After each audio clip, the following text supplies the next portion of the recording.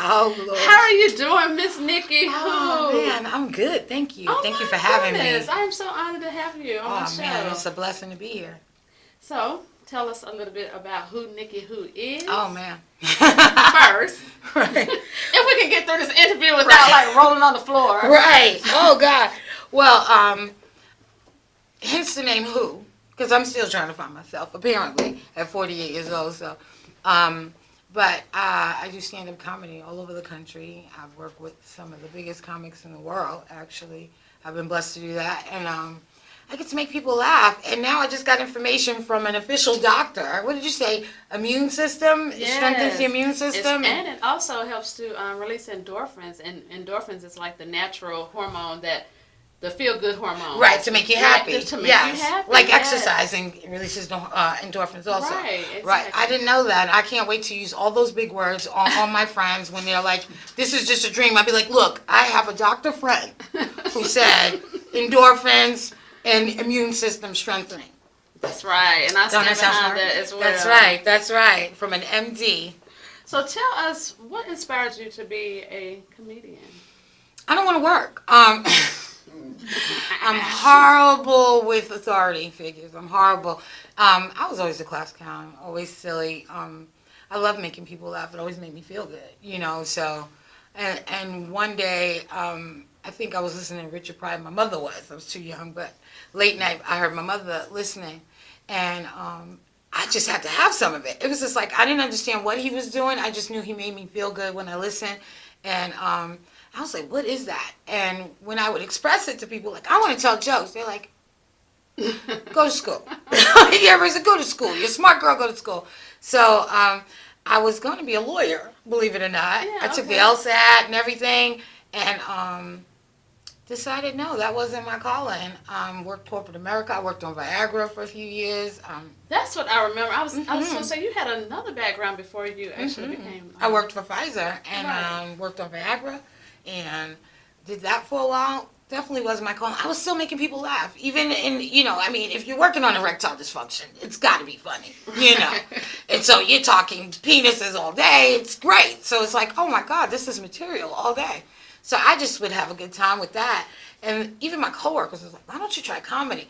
Never did it until I moved here. When I moved to the South, that's when it became like I was able to be still and figure it out. And I went out to an open mic, and I've been gone ever since. I've been doing it ever since. So what is it like being Miss Nicci Who? I mean, God. As far as like, is this a male-dominant profession or? Absolutely. Okay. Absolutely it is.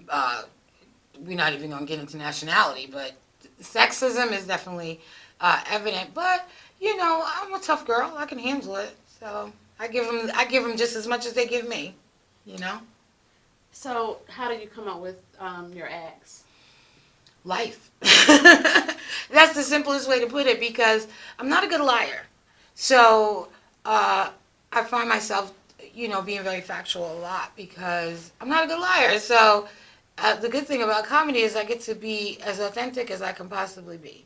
So, with that being said, you know, I mix that up with a little humor, and there you have it. That's pretty much all it is. It's just being honest with yourself and being brave enough to say it out loud. So, being honest, now have you ever offended any of your, the guests? The audience? Oh, absolutely. I had one time, it was here in Charlotte a couple of years ago, I was on stage, and I was telling a joke about light-skinned women. and it really offended a very light-skinned woman that was sitting in the front. Now, I'm just telling jokes. She was very offended and was like threatening, and I was like, hold up, baby. Like, I don't just tell jokes. I dropped the mic. I said, I'm Brooklyn all day. And I dropped the mic, and I was like, let's go outside. She never got up. I was waiting outside in the cold looking stupid. Security is out there like, what are you doing? I'm like, I'm smoking a cigarette and waiting for this chick to come outside. Like, you know, because she was like really, really nasty, and I was like, I'm just telling jokes. So, yeah, it's happened a couple of times. Sometimes, you know, comedy is like church, so it can kind of talk to a person's spirit depending on where they're at. So it's like if you go to church for the first time in a long time, you automatically feel like the preacher's talking to you. Like, I haven't been to church in a long time, and that preacher was preaching. He's talking to me. That's my message. No, that message was for everybody. Everybody's going through something. The same thing with comedy. you can touch on something, and sometimes people get a little touchy about it. Like, wait a minute, I got a brother with one leg, and it's like, oh, okay, so I'm supposed to skip the one leg joke because you're sensitive, So it has its ups and downs, but for the most part, it's always up. How do you capture your audience? Being myself as much as I can. Like I said, it's hard for me. It's not hard to lie, but I'm not good at it. So I pretty much tell them whatever it is I'm thinking. Like if the audience is a little quiet, I'd be like, y'all a little quiet. Is everything all right? What happened? Somebody stink? Like what? Who's sitting next to the stink person?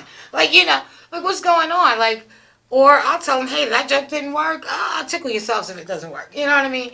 You find your little fallbacks and stuff to do, but the key is to be as comfortable as possible. Because body language is everything. People see it, they smell it, they know it, and they're like, that person's nervous. Sometimes they'll give you the pity clap, like, oh, yay, we're just glad you're getting off. You've been there, you've seen it. Like, it's like, if you ever been to a comedy show and you see someone dying, it's like, oh, okay, when are they getting off? All right. And as soon as they get off, you're clapping so hard. What happens is we got to stop doing that. Because it gives comics false hope. It's like, I killed it. It's like, no, you didn't. They were clapping because you were getting off. They weren't clapping because it was funny. You would have had laughter throughout the show. They would have said more. Like, but no one said that they're clapping because you're leaving. So sometimes we gotta be honest with each other sometimes, So do you find that, kind of scout out your audience before you come out just to see, what kind of crowd it is? To gauge it, definitely. Yeah. I definitely gauge the crowd. Because I do all types of crowds. I mean, I'm not a Christian comic, but I can do Christian comedy. So I know if I'm in a Christian atmosphere, I kind of feel that out to see how Christian, because, there's levels to Christianity. You could be hood Christian like me. See, I got one foot in the church and one in the club, so I'm still like teeter-tottering. But then you've got the holy sanctifieds, the ones that used to be hoes, and now they just threw away the whole clothes, and now they like the first lady. Oh, my bad. The tools that we use in the garden. Some women are tools in the garden. Yeah, so, you have different variations, so I kind of have to gauge stuff like that, because I don't know how Christian I could be or how hood I could be, Right. Mm-hmm. So how do your children feel about you being a comedian? One, my son hates it. He hates it. He thinks mommy is so not funny. He's like, Mom, that's not funny. So I'm always fighting to make him laugh. I make his friends laugh. I make his teachers laugh. Everybody loves me except for him. He's just like, your mom. You're just mom. To him, I'm just mommy. So, yeah, they don't really particularly care too much about it. Until the money comes in. Then it's a different story. Like, oh, yeah, my mom, you want to take a picture? Oh, yeah, my friends say, yeah. So it to them it's every day, which is good because it makes me work harder for him, because not only for him, but, towards making him laugh, because he's very hard. He's difficult. So speaking of difficult, how difficult is it for you to date or? That's funny. Because who can take you serious? I know, that's the thing. Well, now I'm dating. I'm with somebody now, but prior to that, it was always hard because, one, I'm a lot to take. So a lot of men, if you're not strong enough, I want to say, and I hate to say that, especially about black women, because I know they're strong, but there's black men that are a little weaker than others, and, the weaker ones are always the ones that like to feel as if they've got to be so forthcoming and tell me, I would date you, but, it's always a but. And I'm like, but what? And it's like, well, I don't want you telling jokes about me. And I'm like, baby, I was telling jokes before you. Or it's, I don't know if I can handle that. You're always on the road. You're probably, going to do stuff. And so, you've got insecure men. You've got men that just aren't confident enough. So you kind of got to come correct anyway, right. Dealing with me, because I'm very forward. So it's got to be a guy that can handle that kind of personality. Typically laid back guys is who I end up with. Guys that just like kind of don't really trip too much on things, Mm-hmm. What do you feel is your best show that you ever performed? I don't think I've had a best show yet. Oh. I've had some good moments. Okay. I don't think I've had a full best show. I'm so hard on myself. So, but if I was to say one, Comedy Zone, about 3 years ago. It was probably one of my best sets. I was featuring for Dion Cole, who I'm a huge fan of. And that night, I was so anxious and so excited to work with such a great comic that I just went bananas on stage, and I got a standing ovation. So I think that was a good night. That was a good night. Was I there? I think you were that night. There. I think you were there that night. Yeah, that was probably one of my best ones. So is this something that you think that you would retire doing? Absolutely. I'll die doing this because there's no age, which is great. So I'll die doing this. Mm-hmm. Wow. Mm-hmm. Do you get mean emails? You know, we talked about emails, not so much. Or like post on your Facebook. Yeah. I got a lot of, no offense to the Africans, but stay out of my inbox. Those Africans are aggressive. And I love the African fans, don't get me wrong, but I've never been to Africa, and after Black Panther, I want to go so bad, and I'm really looking for Wakanda. And two, they just a little aggressive, and so aggressive that they're like, one guy cussed me out on the in my inbox. You know, they can call you through Facebook, which I don't know why I did that, but the guy called me and was cussing me out. Oh, it was disgusting. I was like, then I get dirty pictures, and I'm like, oh my God. But then I realized something. It took me a while to figure this out. I took a comic photo of myself on the toilet replicating Millie Jackson. I saw that. Right. And all the freaks have come out since I put that on. I've got guys that want me to dominate them, which I'm open to for the right money, but you know, I think it's just crazy. It's just crazy. People are crazy. People are really crazy. And I'm like, I'm clearly a comedian, but apparently I'm also a sexual dominant woman. So I know you say you've been all over the country. Mm-hmm. Tell us the furthest place that you've traveled to do comedy. The furthest, I don't even realize. Let's say, I would say West Coast, like Arizona, probably, because that's a few thousand, yeah. But I'm mostly like on the east and Midwest coast for the most part. Of course, a lot New York and the northern areas, Virginia and all that stuff, and of course down here, I'm totally Chitlin circuit, and then I do some stuff on the West Coast. I'm actually going to the West Coast, I believe, in like 2 months. I should be out in LA, and so I'm branching off a little bit more on the West, but a lot of my work has been like Northeast and Midwest. So how do they find you? Well, some people find me like most of the time it's a lot of referrals because the pool is so small. Everybody pretty much knows each other. So if you're working it, everybody knows you're working, and they see you, and they're like, oh, well, or they'll see you in the show, and I get booked. Or sometimes, ironically enough, I've even had contracts sent to me through Facebook, on my IMs, and in Twitter too, actually. So people do, work throughout wherever, but I get booked from anything. I can get booked in the bathroom. I once got booked in the bathroom in a public restroom. By a lady. She thought I was so funny in the bathroom because we were just talking and laughing.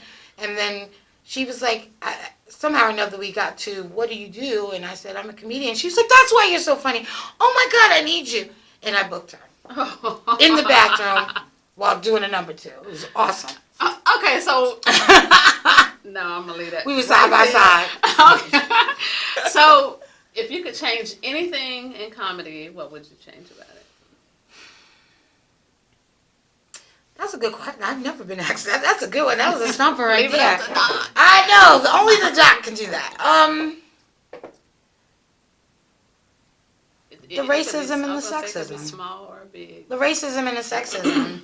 Like, I know you know about Monique and all the stuff on the internet, and everyone was like, oh, Monique, and, you have the nayers and the sayers. But as a woman, and as a black woman who's nowhere near as fantastic as she is, that to me is very difficult, especially because I deal with it on a smaller scale. And everyone is like, oh, that 500,000, I'd take it. I would take it too. Absolutely. I'll take 5,000 right now, to be honest. But people got to understand the ranges are different. Amy Schumer, who is a white female comedian, I'm sure you know who she is. I think her movies are great and her stand-up is funny or whatever, but she makes way more money than Monique. And Monique has been in the game way longer. I mean, in the public eye way longer and has an Oscar on the mantle. So there's a double standard. We're not paid the same. We're not paid as much. We don't get as much. So it's always an issue for me with that. And the sexism. And it's all sexism and the fact that we're black. So, being a black woman, I think I probably asked you, do feel like the work, like it's harder for you to, to kind of make a stand in comedy? Sometimes it is, because you don't want to be looked at as the crybaby, or she's whining again. So you kind of roll with the punches, but it still doesn't change how you feel about things. Yeah, I'll roll with everything, but I'm definitely making my own small baby steps to make changes, definitely. Yeah, so we are going to take a small break, and when we come back, we're going to have some stand-up from Miss Nicci Who. But before we go, I want you to tell me about this new hair. Girl, oh, gosh. I love it. Thank you. One, you inspired the blonde, because I was like, you were doing that blonde. So I was like, I started working out. Yeah. And between the working out and the relaxers, and for years I've been a slave to the creamy crack. I need the creamy crack. My Indian comes in a jar. I love a relaxer. And, as a black woman, it's very hard to work out because you get discouraged from working out because you're like, no, my edges, But then I see all these beautiful natural sisters, and I'm like, I don't know if I could do that. Like, I don't, So I was one of them, like, and, I didn't want to join in the reindeer games, and then I wanted to change hair color. And the process of changing hair color, which took me 3 months to do, the color wasn't coming together, and I told the hairdresser, I said, just chop it off. And she's like, are you sure? I'm like, just chop it off. Let's just start over. So that's what happened. And now it's just growing on me, and everybody seems to like it. It's been getting good reception, so I'm keeping it. All right. And now I can sweat and wash my hair like a white woman every day. I love it. Well, you're definitely owning it. Thank you so much. Thank you. We're going to take a quick break, y'all, and when I come back, I promise she's going to be on the stage by herself doing some clean comedy. We're going to try, praise God. What's up, everybody? I'm here to tell y'all a couple of things. These ain't even jokes. These are PSAs. I just want to share this with y'all. First of all, for the brothers, summer is coming. Y'all have so many expectations on us women. So I'm going to need to put some expectations on y'all. First of all, stop wearing these wife beaters and you're not in shape. Okay, brothers? Please, stop it. You are doing yourself a disservice. Some of y'all brothers are running around here with hips and tits, looking like thick lesbians. Now that, we don't want to see that. Everybody's not a lesbian, okay? I want my man to be solid. I don't mind a little girth on you in the right place. But, praise God, we got to do right, brothers. Stop expecting us to have these tiny waists and these big booties. Those days is over and gave birth to your children. You already know where it went. You destroyed that with the children with your big head.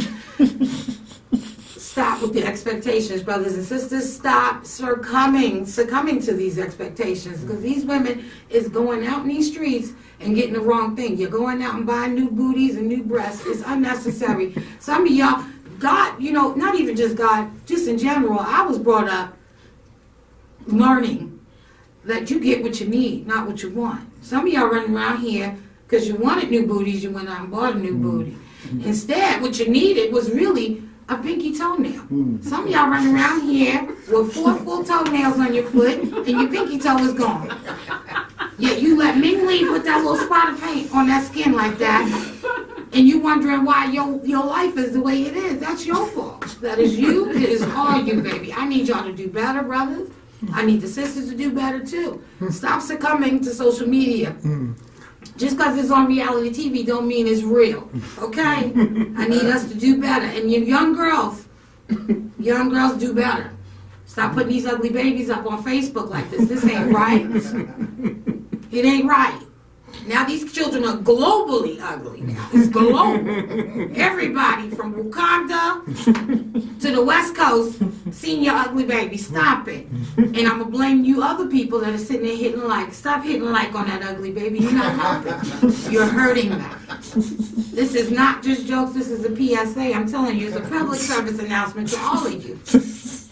Some of you brothers running out here with athletic sneakers on your feet, and you're not athletic. You can't have your stomach touching your knees and got on a pair of Jordans. Jordan don't even wear Jordan no more, y'all. You know that, right? He don't wear them. you shouldn't be either, brother. If you too big to be, some of y'all brothers too big for Jordans. And I'm gonna tell you the ones that's too big. The ones that are thick, them thick boys that wear the Jordans, and then the Jordans be leaning to the side.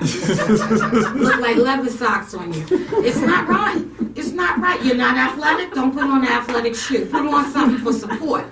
Some of you brothers is too old for it. You need arch support in your shoe.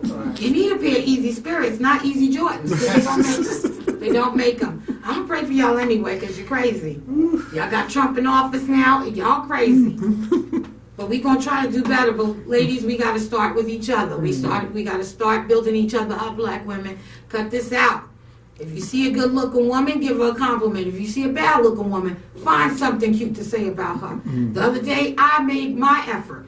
I saw a woman, she wasn't that cute, but I found something nice to say. So when she walked by me, I said, "Excuse me, miss, you know what?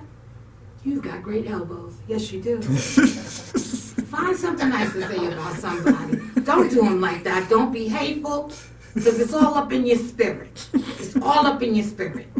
But that's all I got to say. This wasn't jokes. This was a PSA. My name is Nicci Hill. God bless you all. Peace.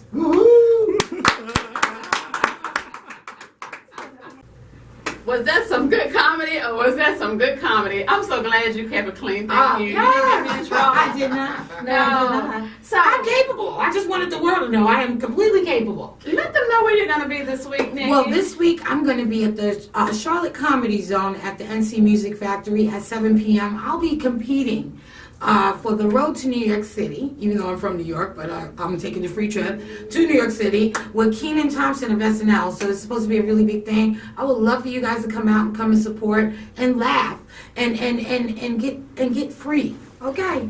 Get free. Get free. Vote, vote, vote. And I want to thank you for joining my show, Enlightenment.